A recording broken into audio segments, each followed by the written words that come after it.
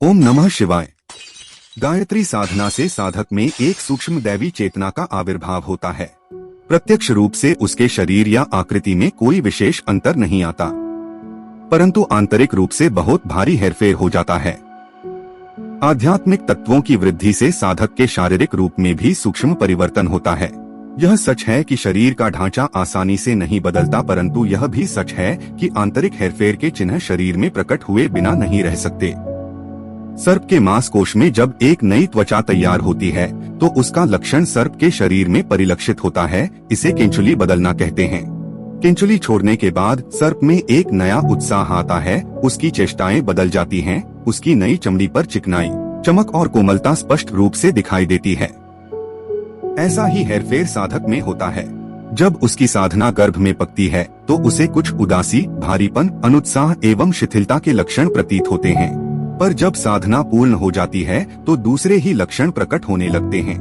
माता के उदर में जब तक गर्भ पकता है तब तक माता का शरीर भारी गिरा गिरा सा रहता है, उसमें अनुत्साह रहता है, पर जब प्रसूति से निवृत्ति हो जाती है तो वह अपने में एक हल्कापन, उत्साह एवं चैतन्यता अनुभव करती है। साधक जब साधना करने बैठता है तो अपने अंदर एक प्रकार का आध्यात्मिक गर्भ धारण करता है। तंत्र शास्त्रों में साधना को मैथुन भी कहा जाता है।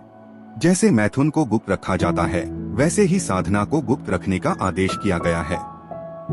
आत्मा जब परमात्मा से लिपटती है अर्थात आलिंगन करती है तो उसे एक अनिर्वचनीय आनंद आता है। इसे भक्ति की तन्मयता कहते हैं। जब दोनों का प्रगाढ़ मिलन होता है अर्थात एक दूसरे में आत्मसात होते हैं तो उस स्खलन को समाधि कहा जाता है। आध्यात्मिक मैथुन का समाधि सुख अंतिम स्खलन है। गायत्री उपनिषद और सावित्री उपनिषद में अनेक मैथुनों का वर्णन किया गया है। यहाँ हम सिर्फ सविता और सावित्री मैथुन के संदर्भ में ही बता रहे हैं। सावित्री गायत्री की आराधना करने से साधक अपनी आत्मा को एक योनि बना लेता है, जिसमें सविता का तेज पुंज अर्थात परमात्मा का तेज वीर्य गिरता है। इसे शक्तिपात भी कहा गया है। इस शक्तिपात विज्ञान के अनुसार अमैथुनी सृष्टि उत्पन्न हो सकती है। कुंती से कर्ण का, मरियम के पेट से ईसा का उत्पन्न होना असंभव नहीं है। देव शक्तियों की उत्पत्ति इसी प्रकार के सूक्ष्म मैथुनों से होती है। समुद्र मंथन भी एक मैथुन कहा जा सकता है, जिसके फलस्वरूप 14 रत्नों का प्रसव हुआ था। तंत्र शास्त्रों में कई स्थानों पर मैथुन को प्रशंसित किया गया है। वह यही साधना मैथुन है। ओशो रजनीश जी इसी संभोग से समाधि की बात किया करते थे, जिनका वर्णन हमारे तंत्र ग्रंथों में मिलता है, परंतु सीमित बुद्धि के लोगों ने ओशो के कहने का गलत रूप दुनिया के सामने रखा था। साधना का अर्थ है अपने भीतर की श्रद्धा तथा विश्वास की शक्तियों का मिलन करा के एक नई शक्ति का आविर्भाव करना, जिसे सिद्धि, दैवी वरदान या चमत्कार भी कहा जा सकता है।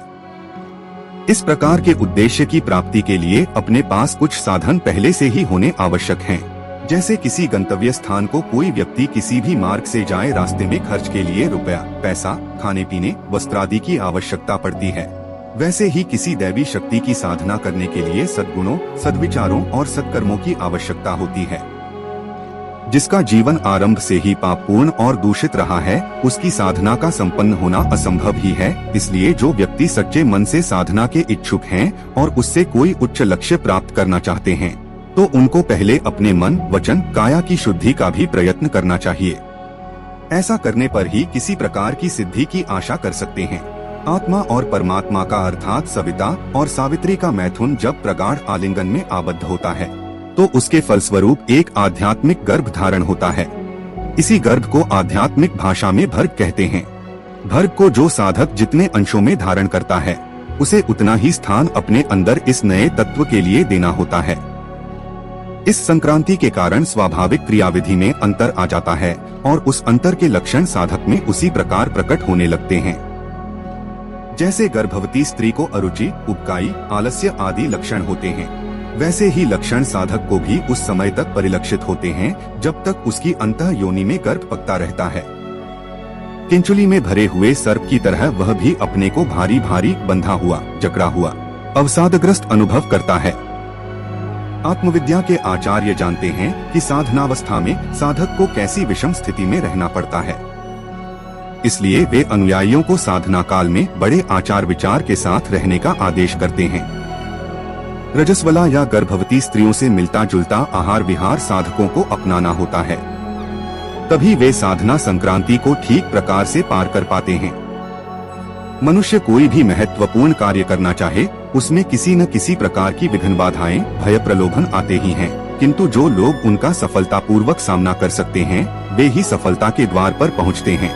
आहार दोष, आलस्य, अधैर्य, असंयम, घृणा, द्वेष, विलासिता, कुसंग और अभिमान आदि के कारण भी साधक अपने मार्ग से भटक जाता है।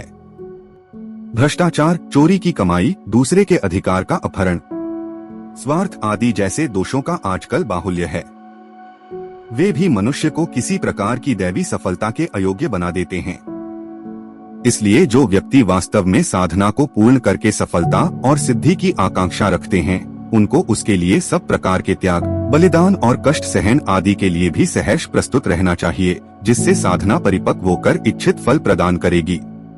जैसे गर्भ से संतान पैदा होती है, वैसे ही साधक को भी साधना के फलस्वरूप एक संतान मिलती है, जिसे शक्ति या सिद्धि कहते हैं। मुक्ति, समाधि, ब्राह्मी स्थिति, तुरीयावस्था आदि नाम भी इसी के हैं। यह संतान आरंभ में बड़ी निर्बल तथा लघु आकार की होती है। जैसे माता के गर्भ से उत्पन्न हुए बालक बड़े ही कोमल होते हैं, वैसे ही साधना पूर्ण होने पर प्रसव हुई नवजात सिद्धि भी बड़ी कोमल होती है। बुद्धिमान साधक उसे उसी प्रकार पाल पोस कर बड़ा करते हैं, जैसे कुशल माताएं अपनी संतान को अनिष्टों से बचाती हुई पौष्टिक पोषण देकर पालती हैं। साधना जब तक साधक के गर्भ में पकती रहती है, तब तक उसके शरीर में आलस्य और अवसाद के चिन्ह रहते हैं। स्वास्थ्य गिरा हुआ और चेहरा उतरा हुआ दिखाई देता है, पर जब साधना पक जाती है और सिद्धि की सुकोमल संतति का प्रसव होता है, तो साधक में तेज, ओज, हल्कापन, चैतन्य और उत्साह आ जाता है। सिद्धि का प्रसव हुआ या नहीं, इसकी परीक्षा इन लक्षणों से हो सकती है। यह 10 लक्षण इस प्रकार हैं। शरीर में हल्कापन और मन में उत्साह होता है। शरीर में से एक विशेष प्रकार की सुगंध आने लगती है। त्वचा पर चिकनाई और कोमलता का अंश बढ़ जाता है। तामसिक आहार विहार से घृणा बढ़ जाती है और सात्विक दिशा में मन लगने लगता है। स्वार्थ का कम और परमार्थ का अधिक ध्यान रहता है। नेत्रों में तेज झलकने लगता है। किसी व्यक्ति या कार्य के विषय में वह जरा भी विचार करता है, तो उसके संबंध में बहुत सी ऐसी बातें स्वयं प्रतिभासित होती हैं, जो परीक्षा करने पर ठीक निकलती हैं। दूसरों के मन के भाव जान लेने में देर नहीं लगती। भविष्य में घटित होने वाली बातों का पूर्वाभास मिलने लगता है। शाप या आशीर्वाद सफल होने लगते हैं। अपनी गुप्त शक्तियों से वह दूसरों का बहुत कुछ लाभ या बुरा कर सकता है। यह 10 लक्षण इस बात के प्रमाण हैं कि साधक का गर्भ पक गया और सिद्धि का प्रसव हो चुका है। इस शक्ति संतति को जो साधक सावधानी के साथ पालते पोषते हैं, उसे पुष्ट करते हैं, वे भविष्य में आज्ञाकारी संतान वाले बुजुर्ग की तरह आनंदमय परिणामों का उपभोग करते हैं। किंतु जो मूर्ख जन्मते ही सिद्धि का दुरुपयोग करते हैं और अपनी स्वल्प शक्ति का विचार न करते हुए उस पर अधिक भार डालते हैं, उनकी गोदी खाली हो जाती है और मृतवत्सा माता की तरह उन्हें पश्चाताप करना पड़ता है, अर्थात उनकी सिद्धि और शक्ति धीरे धीरे नष्ट हो जाती है। ओम नमः शिवाय।